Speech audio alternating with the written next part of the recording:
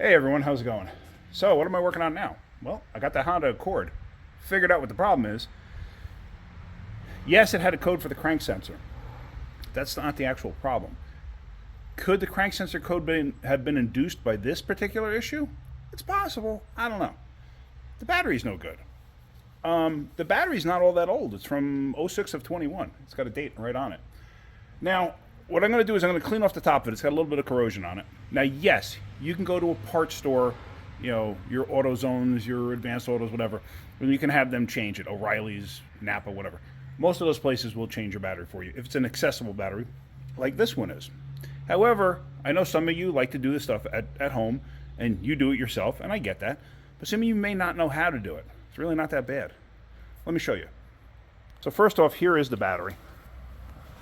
As you can see, '06 of 21. But I realized after the car sits for a little bit, sometimes it starts right up, and other times it has like a and then it starts. I was looking at the voltage on the scanner, and it was showing the battery voltage itself just sitting idle was about 10 volts, with nothing on, just a key on an accessory mode. This morning when I went to go try to start it, same thing. Then other times it starts fine. Probably got a bad cell. Unfortunately, I don't have a battery tester here. So what am I going to do? Well, I got this bottle of water, and just so you know, in a microwave, if you have a 3/4 full bottle of water like this and you want to heat it up to do what I'm about to do, 3 minutes is too long. The bottle starts to melt. 2.5 minutes is probably fine. I made kind of a mess. I spilled some of it, but no big deal. So, as you can see, I deformed it because I was trying to get it out of the microwave, and of course I was burning my hands. But I got like a little bit of corrosion there, so I just wanted to clean it off. So this is really hot water. And there you can actually see some of the steam coming off it. It's so hot I can't even hold the bottle right at the moment.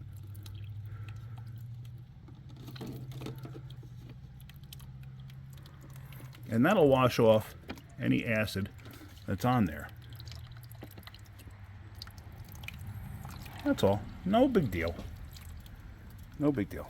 So now, looking at all of this, and as you can see, like I said, the bottle's all deformed because it got a little too hot. It's all 10 millimeters. 10 millimeters for the hold down bracket and 10 millimeters for the battery post. So let me go get some tools, and then let's get this disconnected. Okay, so simply here, now all we're going to do is disconnect the battery. Disconnect your negative first. Always disconnect your negative first. Although if you're careful, you still want to disconnect your negative first. Never disconnect the positive first. So there we go. Negative is off. And stick that down to the side. It's really kind of a raw autumn day here. I don't like this. I'm not crazy about this, but what are you going to do? I didn't install it. We're going to put this off to the side, and now your hold down. Simple enough. And as you see, I use all hand tools at home. At work, it's a different story. I use power. That's because I gotta be a little more efficient at work than at home. Eventually, I'm gonna get power tools for the house. I just don't have them yet.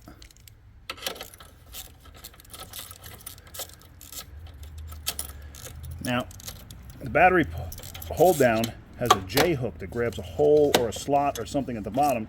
So you're going to hook it like that. Now, with this being able to pop up, I can usually get down there and get the J hook out. Then the whole thing comes out. Pretty simple, right? So now these batteries, a lot of cars, a lot of trucks, batteries have a cozy that goes around them. Sometimes that's to retain some heat, to retain some temperature. Oh, it's a Duralast too, so this may actually have some kind of a warranty on it. We'll find out. If it does, that's great. Then I can give my customer a warranty. But that's it. It's out. Now this is that water that I got in there. I'm just going to dump this out. There should be, I'm going to dump it out in the car, it appears. Let's put it out there. That'll all pour out as I'm driving. I'm not too concerned about that. Now a lot of these things, a lot of these trays have little dimples that fit like into those holes there. So as you're putting it in, there, just get it to fit right where it belongs. So now, like I said, You can go directly to the parts store and have them replace it if you want. But me, personally, I'm going to do this myself. Obviously, I took it out in my driveway. So I just got to run over to the parts store and exchange that. I'm going to find out. Maybe it has a warranty. That's great. If it does, it might have a prorated warranty. It might not have any warranty. It is a gold, though, so anything's possible. I'm going to find out. Okay, so I'm finally back. It's been a couple hours, actually, because I had some other errands to run. I wound up going to... The battery that was in it was sold by AZ, AutoZone. Not a huge fan of a lot of their stuff, to be totally honest with you. I do use them for some things, but batteries and whatnot, anything that says Duralast, I'm not a big fan of. Just saying. I know a lot of people that use them and have good luck with them. Me personally, I don't. It's just how it rolls. I wound up using Advanced, and I got one of their diehards. I wound up getting a diehard Platinum, and the guy gave me a fantastic deal on it. So I can't knock it. So I'm getting ready to install that, but let me just show you something. All right, so there's the battery there. I don't have a battery post cleaner here, so I want to take care of these things. I want to clean them up a little bit. So I got a Scotch-Brite pad, and I stuck it in there like that. So let me set you up on my tripod, and you just watch me clean out the battery terminals. So now, in all seriousness, it's pretty simple. It's just I rolled it, I curled it a little bit, and I'm just sticking it through, and I'm pulling it through almost to the end. See that? Nothing spectacular. Just to get any residual junk out of it that might be stuck in there. That's all. Do that on both sides. Hopefully you can see everything that I'm doing here. Hopefully I got the camera set up right. That's all. Nothing spectacular. So now we're going to drop the battery in place. Make sure that battery tray, which did move, make sure it's sitting, like I said, how it's supposed to.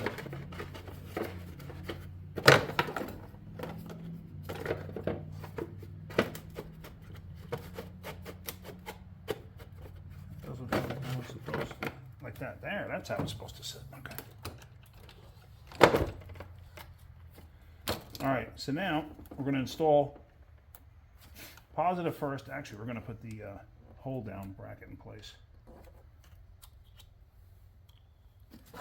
So now the hold down bracket basically just inserts as such. Look at it, because some of them, I don't know if you can see this. Let's see. Right there, it has a little arrow pointing forward. Let me get a light. Hang on 1 second. Maybe you can see a little bit better. Back up a little bit. Let me get a light. Hang on.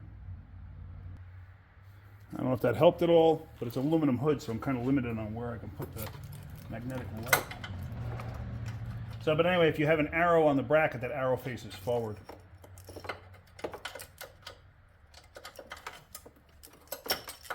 And then you just got to find the spot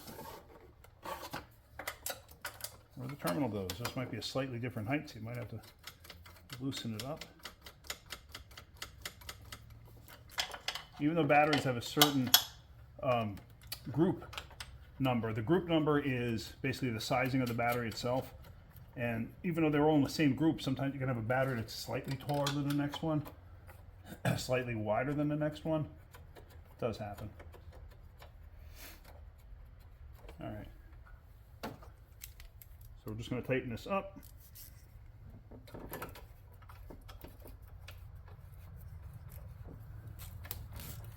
You don't have to go bananas tightening it.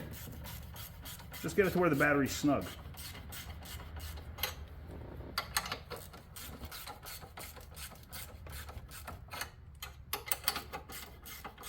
And alternate sides. There you go. That's good enough. You don't have to go crazy. So now, reverse procedure to install. Positive first, then negative.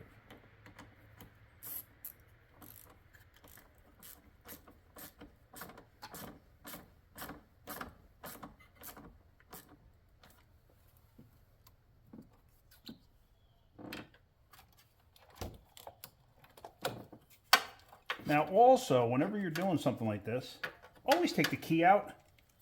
Why, might you ask? I'll explain that in a second.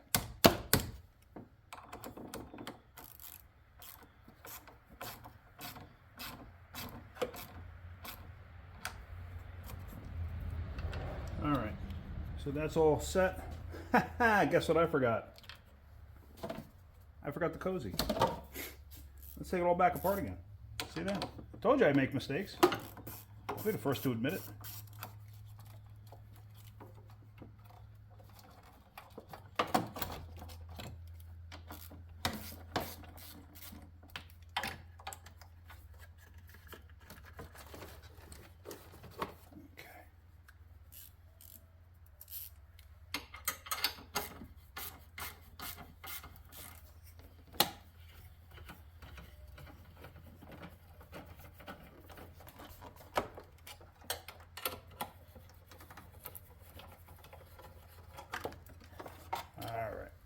Try that again. Put the cozy on. On some vehicles, the cozy helps maintain a certain battery temperature, so like the actual skin of the battery is not exposed to the, the elements. It's actually the shield itself. But this one only covers 3/4 of the battery. The whole front side is open. But whatever, that's what it came with, so that's what we put back. Oh, sorry, I hooked negative up first, and I shouldn't have. So, get this in place. Kind of hard to actually see where this thing goes down here. Now I need my light again because I can't see now. There's an actual receiving hole for this. Let's see if you can see that. If you look down there, you can actually see it going through the bracket. Hard to see, but if you look close, you could see it.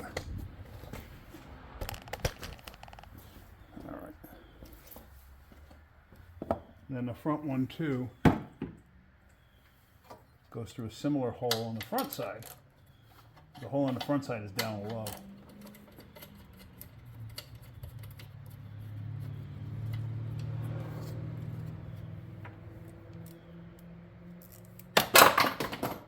Yep, I just did that. Hang on one second. I just dropped the socket down into the fender well. Hang on one second. Okay, so I fished that out. Lots of mistakes I'm making today. I don't know if you noticed that. But it happens. What are you going to do? When you make mistakes, own them and move on. That's all. Let's try that again.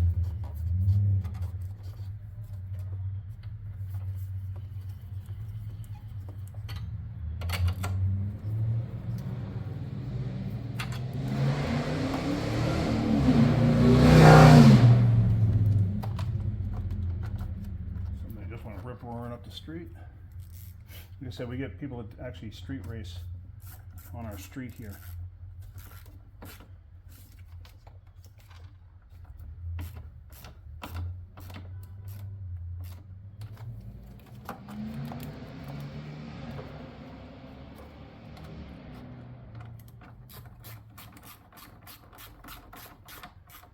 Now when you're tightening battery terminals, you don't have to go absolutely bananas tightening them.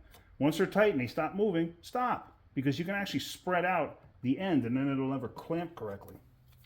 Okay, so that's all hooked up. Let's make sure the car starts, and then I got to explain the key situation. Okay, so the key. The reason you take the key out, I've seen it many, many times. Somebody disconnects the battery, something happened, the battery goes dead, and now you got to boost it or whatever. All of a sudden you hook the battery back up or you put the booster on, the doors lock. And you got the key inside the car and you had the windows open.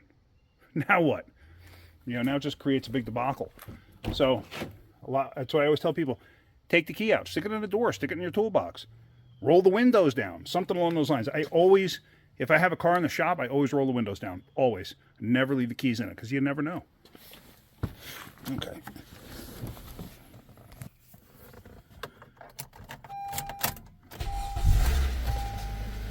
Fired right off. Sounds great. Like I said before, it had a labored start.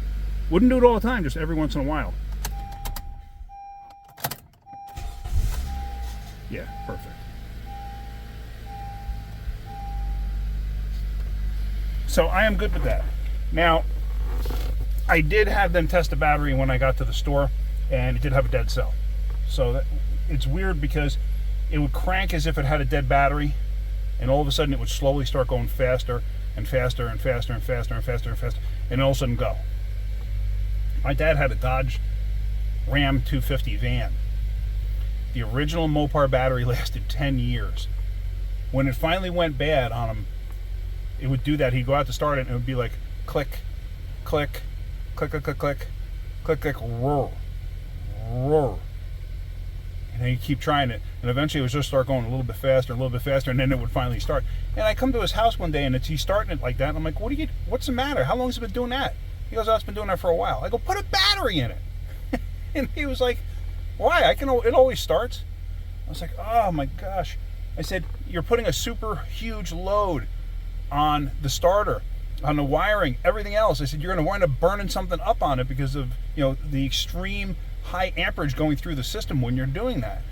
He finally put a battery in it. But I mean, this was, if I remember correctly, the van was in '88. It was the first year for the fuel injected Magnum motor. So, but anyway, yeah, so that's about it. So I thought I'd show you that. All right, guys, hopefully you got something out of that. If you did, hit that like button. If you could, please subscribe. All right, have a great day. Keep wrenching.